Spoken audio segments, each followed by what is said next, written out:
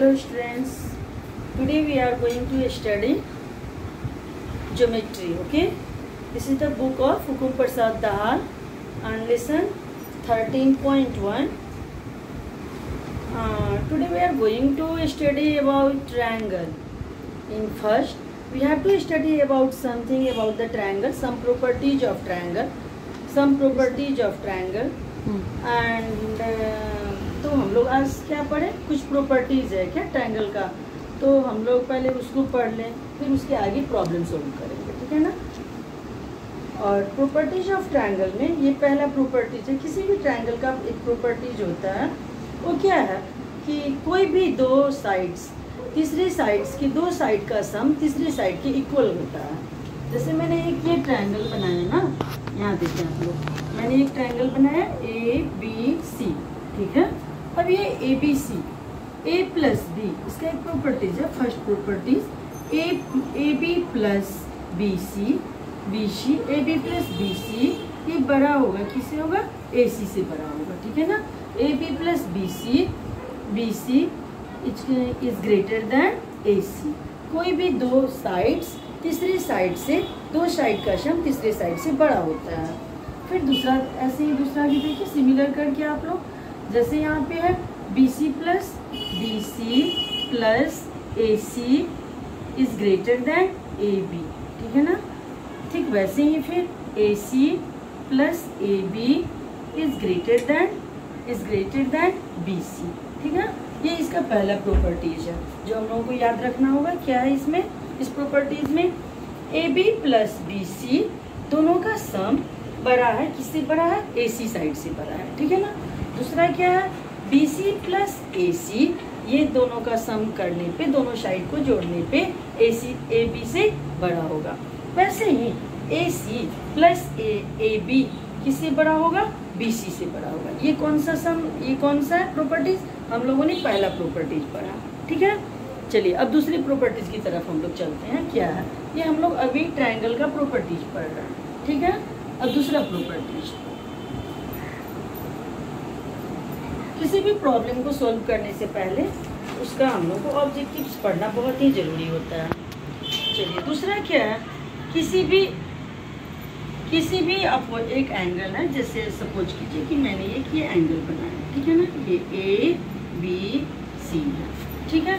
The angle opposite to the longest side of the triangle is the greatest in the size of the angle opposite for the shortest side in the smallest in the size। यहाँ देखिए ये दो size, किसी भी size का, जो मैंने ये एक साइड बनाया AC का, अब इसका जो अपोजिट साइड होगा ये बड़ा है ना, तो ये जैसे मैं मान लीजिए कि ये थोड़ा देर के लिए 6 सेंटीमीटर है, ठीक है। इसको 4 सेंटीमीटर मैंने सपोज किया, इसको 5 सेंटीमीटर सपोज किया, तो यहाँ पे सबसे बड़ा कौन सा आपको दिख रहा है, 6 सेंटीमीटर। और 6 सेंटीमीटर किसका है, AC साइड है ना, तो AC का अपोजिट कौन सा एंगल हो जाएगा, B एंगल हो जाएगा। तो AC तो कौन सा सबसे यहाँ ग्रेटेस्ट एंगल कौन सा हुआ, एंगल B हुआ। ग्रेटेस्ट एंगल कौन सा हुआ, greatest angle equal to angle B, ठीक है ना। अब ऐसे करके ही, जैसे कि सबसे स्मॉलेस्ट इसमें कौन सा हुआ, AB कौन सा हुआ, स्मॉलेस्ट हुआ, ठीक है ना। साइड स्मॉलेस्ट साइड कौन सा हुआ, AB हुआ, तो AB का कौन सा हुआ, 4 सेंटीमीटर, ठीक है ना। अब यहाँ देखें AB कौन से एंगल को डिनोट करता है, तो एंगल C को डिनोट करता है यहाँ से, ठीक है ना। इसका अपोजिट कौन सा हुआ, एंगल C हुआ। कहने का मतलब इसमें सबसे छोटा एंगल कौन सा हुआ, स्मॉलेस्ट एंगल कौन सा हुआ, एंगल C हुआ। सबसे बड़ा एंगल, यहाँ पे सबसे बड़ा एंगल ग्रेटेस्ट एंगल B हुआ, और सबसे स्मॉलेस्ट एंगल कौन सा हुआ, C हुआ, ठीक है। चलिए अब तीसरे प्रॉपर्टीज की तरफ हम लोग चलते हैं। समझ में आया, एक बार फिर से मैं इसको रिपीट करती हूँ। जैसे एक फॉर एग्जाम्पल ABC ये एक ट्रायंगल हुआ, किसी भी ट्रायंगल का जो भी साइड सबसे बड़ा होता है, उस साइड का अपोजिट में जो भी एंगल होगा वो एंगल बड़ा एंगल होगा, ठीक है ना। सबसे ग्रेटेस्ट एंगल उसको बोलते हैं। और किसी भी साइड का जो अपोजिट एंगल्स बनते हैं, और वो एंगल अगर छोटा है, अगर वो साइड छोटा है सबसे, तो उसका स्मॉलेस्ट एंगल ओ बनता है। यहाँ पे देखें AC सबसे बड़ा है तो इसके अपोजिट में कौन सा बना, एंगल B बना। और यहाँ पे AB सबसे छोटा है, इसके अपोजिट में कौन सा बना, एंगल C बना। अगर हम BC की भी बात करते हैं तो एंगल A का क्या हुआ, 5 सेंटीमीटर होगा। ये मिडिल का होगा। ग्रेटेस्ट यहाँ कौन सा हुआ, AC साइड है ग्रेटेस्ट, तो इसका एंगल B बनता है। और यहाँ पे AB साइड स्मॉलेस्ट है तो यहाँ पे इसका एंगल C बनता है। ठीक है ना। ग्रेटेस्ट और स्मॉलेस्ट आपने जान लिया कैसे करके हम लोग ट्रायंगल का निकालते हैं एंगल। चलिए अब तीसरी प्रॉपर्टीज की तरफ हम लोग चलते हैं। तीसरा प्रॉपर्टीज इसका क्या है,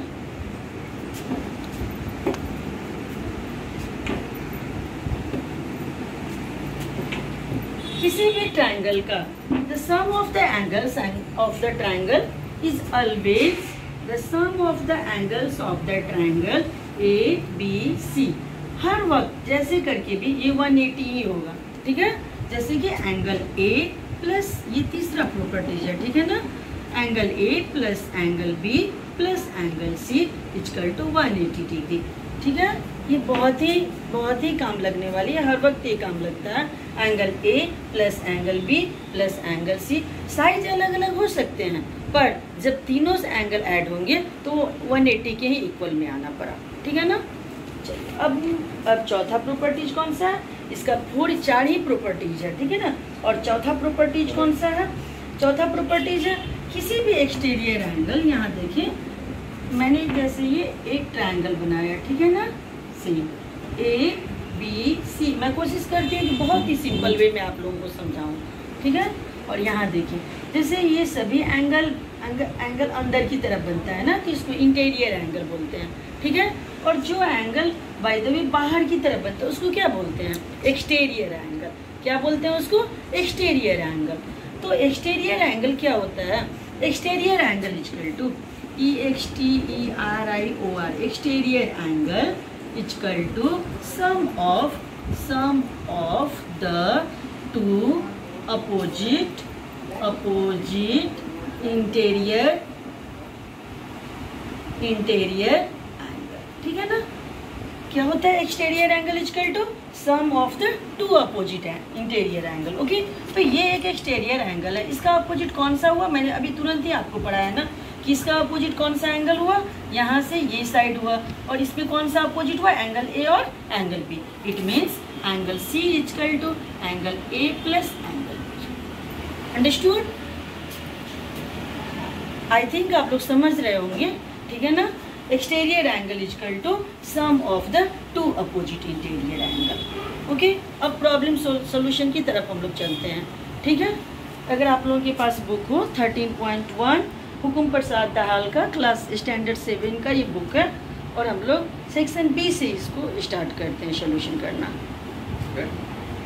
तो इसको इरेज कर रहे हैं और अब हम प्रॉब्लम सोल्व करने जा रहे हैं। ठीक है ना। चलिए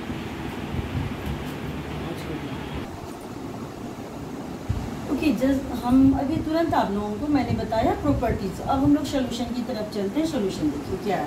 पहला क्वेश्चन क्या है हम लोगों का, in a triangle ABC, AB equal to 5.8 centimetre, BC equal to 4.2 centimetre and CA equal to 3.6 centimetre.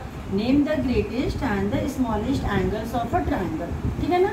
इसमें क्या बोल रहा है, ये एक ट्रायंगल है ABC जिसमें AB की लंबाई कितनी है, 5.8 सेंटीमीटर। मैंने यहाँ एक ड्रॉ किया छोटा सा, और इसमें भी AB की लंबाई मैंने 5.8 रखी है। ठीक है ना।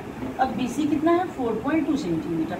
BC कितना है, 4.2 centimetre and CA equal to 3.6 centimetre. CA equal to 3.6 centimetre. ठीक है ना।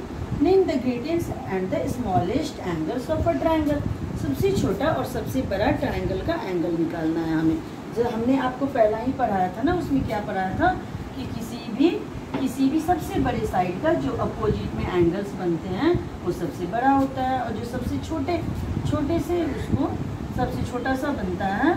जैसे यहाँ 3.6 सबसे छोटा साइड है ना, तो इसके जो अपोजिट में एंगल बनेंगे वो सबसे छोटा बनेगा। ठीक है ना। तो अब यहाँ देखिए AB के अपोजिट में कौन सा एंगल बनता है, एंगल C बनता है। इट मीन्स एंगल C क्या होगा, सबसे बड़ा होगा। ठीक है ना, ग्रेटेस्ट। मैंने सॉल्यूशन लिख रखा है। अब यहाँ greatest angle equal to angle C equal to 5.8 centimetre. Understood?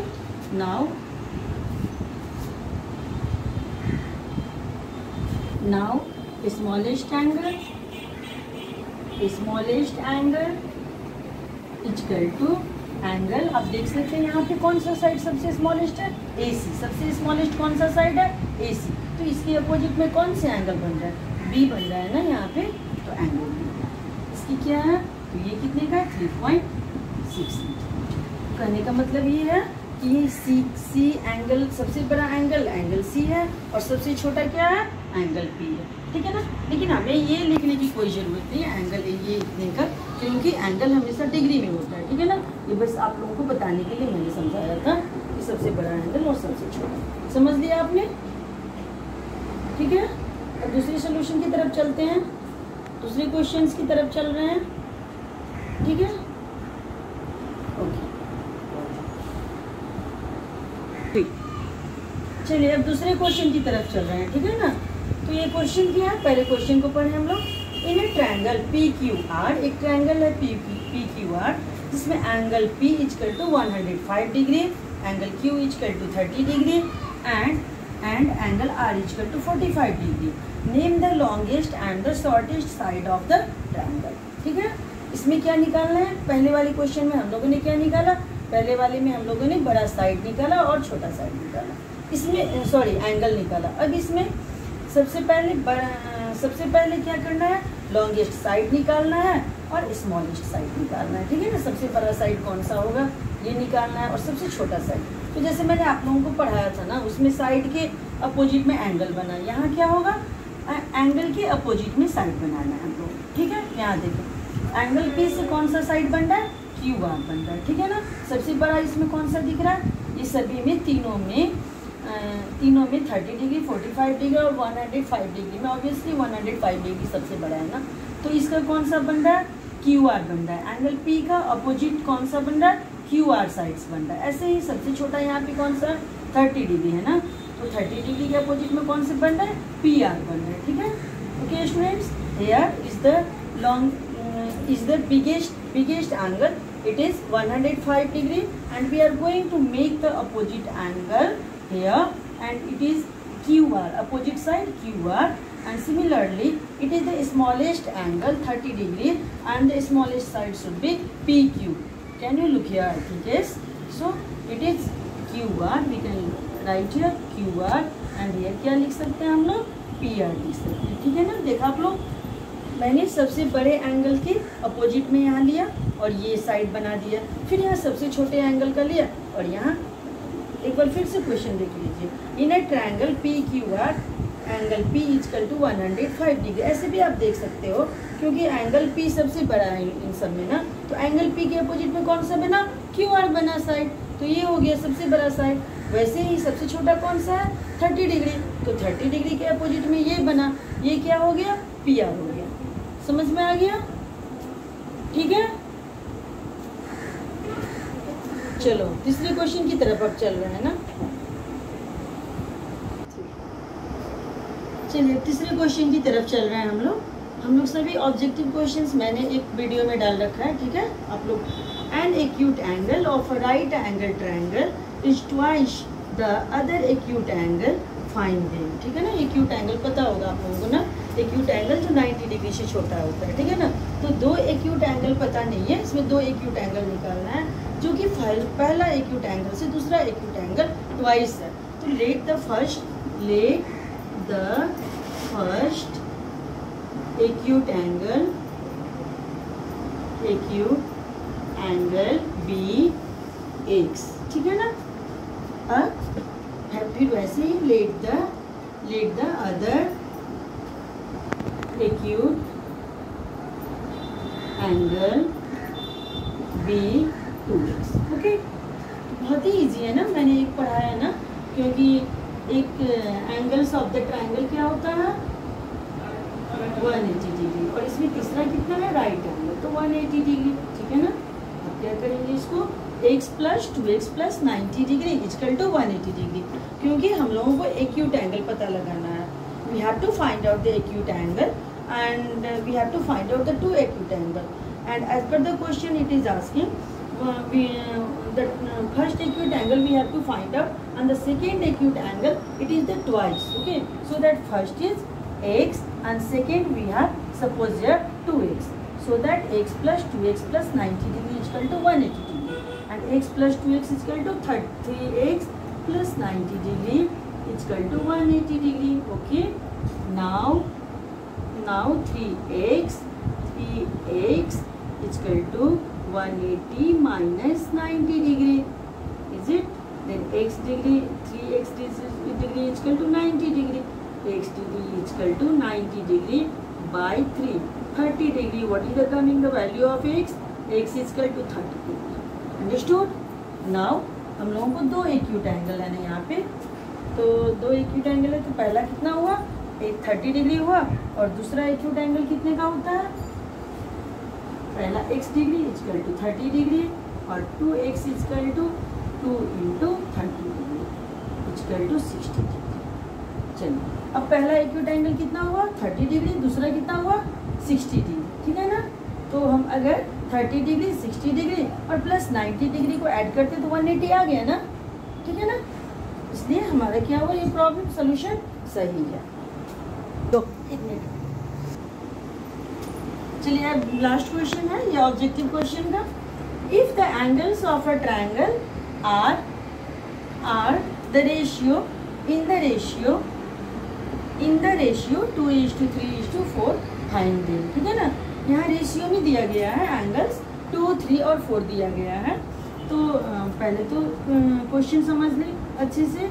Ratio 2, 3 और 4 का दिया गया है. आपको पता है ना कि एक ट्रायंगल में कितने एंगल्स होते हैं, 3 एंगल्स होते हैं. ठीक है ना, तो तीनों का रेशियो ऑलरेडी दिया हुआ है 2, 3 और 4. तो ratio of the angles of a triangle 2, 3, 4. Let the variables, क्योंकि इसको सोल्व करने के लिए वेरिएबल चाहिए ही चाहिए. वेरिएबल बी एक्स हम लोगों ने सपोज कर लिया. अब देखिए कितने इजी से बन जाएंगे. 2x plus 3x plus 4x, आपको पता है ना कि 180 डिग्री होता है. तो 2x plus 3x plus 4x equal to 180 degree. ठीक है, being the sum of the angles, ये लिखना जरूरी है, एंगल्स ऑफ ट्रायंगल्स. ठीक है ना, कोई कंफ्यूजन नहीं. अब 3 और 2 कितना होगा, 5 और 4 9. 9x equal to 180 degree and x equal to 180 by 9 degree. 9 2 20 degree and therefore x is equal to 20 degree. Now we have to find out one by one in their ratio. Okay, पहला का क्या है 2x, तो 2 into 20 degree कितना आ गया 40 degree. Next कितना है 3x, तो 3 into 20 डिग्री कितना आ गया 60 डिग्री. ठीक है ना, अब 4x, तो 4 into 20 डिग्री ये कितना आ गया 80 डिग्री. चलिए देखते हैं 180 आ रहा है ना, 40 डिग्री 60 डिग्री और 80 डिग्री को अगर हम ऐड करें तो 180 आ रहा है. It means our solution is right. Understood. Bye bye. चलिए, आपको अगर मेरा वीडियो पसंद आया हो तो इसको लाइक सब्सक्राइब करना ना भूलें, और कमेंट बॉक्स में जो भी प्रॉब्लम होगा उसको लिखकर भेजें. जल्द से जल्द मैं सोल्व करके भेजने की कोशिश करूँगी. Thank you very much. Have a nice day.